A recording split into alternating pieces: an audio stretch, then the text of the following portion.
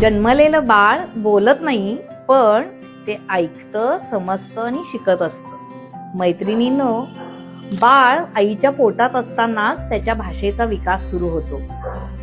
गर्भावस्थेत आई जेव्हा बाळाशी संवाद साधते तेव्हा बाळ तिला प्रतिसाद देतं. जन्मानंतर जेव्हा बाळ आईजवळ असतं, आईचा स्किन टू स्किन टच होतो, तेव्हा बाळाला आईच्या प्रेमाची भाषा कळते. आईच्या आवाजाला बाळ प्रतिसाद करतं. खूप मोठा आवाज झाला तर बाळ पटकन दचकतं. म्हणून मैत्रिणींनो, बाळाच्या भाषेचा विकास हा आईच्या पोटात असतानाच सुरू होतो.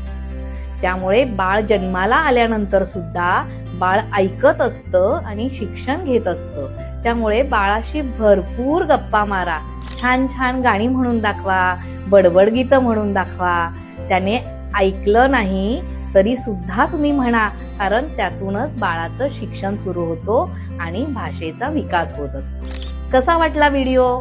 आवडला असेल तर शेअर करा आणि अकाउंट मात्र नक्की फॉलो करा. थँक्यू.